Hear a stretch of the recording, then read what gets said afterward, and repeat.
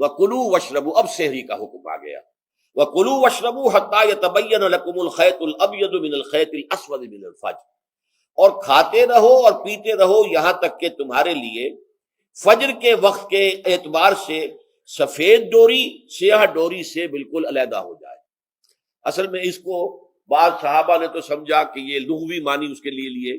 کہ آپ اپنے تکیے میں ایک سفید دھاگا رکھ لیا ایک کالا رکھ لیا، اور دیکھتے رہتے تھے جب یہ سفید اور کالا علیحدہ علیحدہ نظر آنے لگے تو پھر روزے کا رکھنے کا وقت شروع ہو چکا اور اب کھانا پینا بند کر دیا جائے۔ فرمایا گیا یہ مراد نہیں ہے، یہ جب پاؤں پھٹتی ہے تو اس کے اندر ایک سفید سی لکیر جو ہے افق کے اوپر آتی ہے، یہ ہے مراد کہ وہ جو سفید لکیر ہے وہ ظاہر ہو جائے اور وہ رات کے اختتام کا گویا کہ ایک اعلان اور علم بن جائے۔ تو وَكُلُوا وَاشْرَبُوا، اب اس کی جو ہے بڑی تاکید کی گئی، تسحروا فإن فی السحور برکۃ، سحری ضرور کیا کرو، اور یہ در حقیقت برکت کا ذریعہ ہے۔ یہ بھی آپ نے فرمایا ہمارے اور یہود کے روزے کے مابین جو فرق ہے وہ سحری ہے، یہ سحری، کیونکہ روزہ جو ہے وہ فجر سے لے کر اور غروب آفتاب تک ہے، طلوع آفتاب سے نہیں، فجر سے، جبکہ وہ سفیدہ سحر جس کو ہم کہتے ہیں نمودار ہو جائے، طلوع آفتاب کو ابھی 1.5 گھنٹے بعد ہوگا کہیں جا کے، لیکن اس وقت جو ہے روزہ شروع غروب آفتاب پر ختم۔ اس حوالے سے اس سے پہلے کھانا پینا، اور اس میں بھی فرمایا گیا کہ بعض لوگ بہت زیادہ احتیاط کرتے ہیں، وہ صحیح نہیں ہے، اس لیے کہ فجر کے لیے اذان جب دیتے تھے تو اس میں بعض حضرات ذرا جلدی کرتے تھے، حضور نے فرمایا کہ نہیں دیکھو یہ ذرا جلدی کر دیتے ہیں،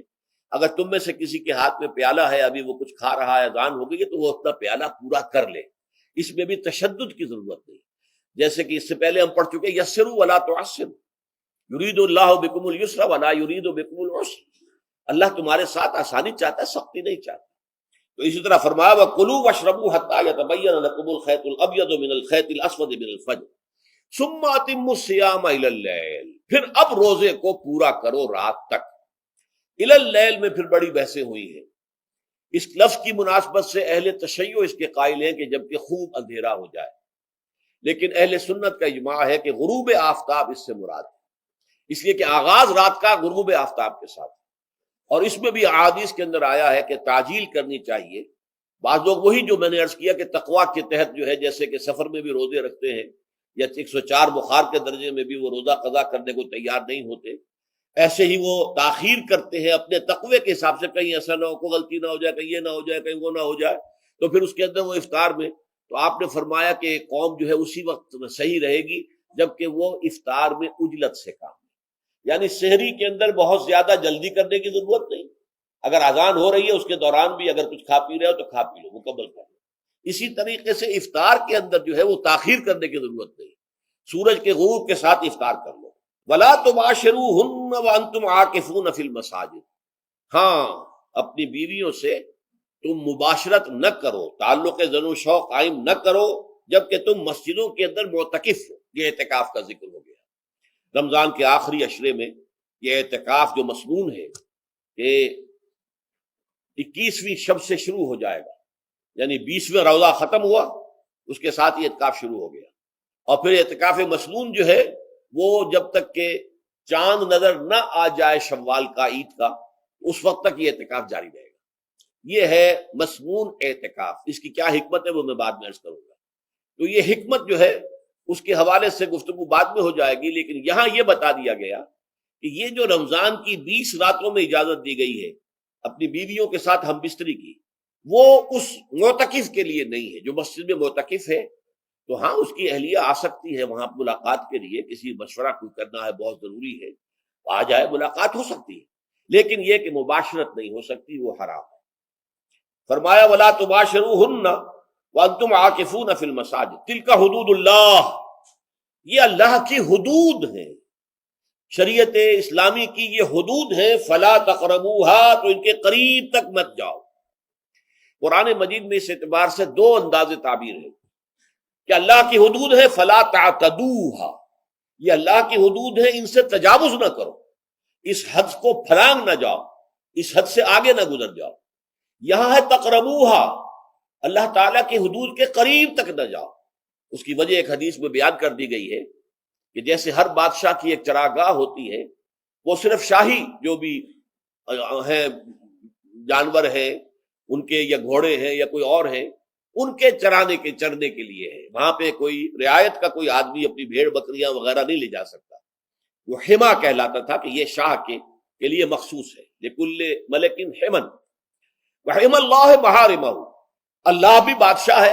کائنات کا، ارض و سما کا، اس نے بھی جن چیزوں کو حرام کر دیا ہے وہ حما ہے، اس میں داخل نہیں ہونا تمہیں۔ تو فرمایا کہ جو چرواہا اپنی بھیڑوں کو بالکل اس کی آخری حد تک لے جائے گا تو اندیشہ ہے کہ کوئی بھیڑ کوئی بکری چھلانگ لگائے اور اس چراگاہ میں داخل ہو جائے۔ اس لیے کیپ ایٹ اے ڈسٹینس، ایک فاصلے پر رہو۔ احتیاط کا تقاضا یہ ہے کہ اس آخری حد کے قریب نہ جاؤ، فلا تقربوہا، اس کے قریب نہ جاؤ۔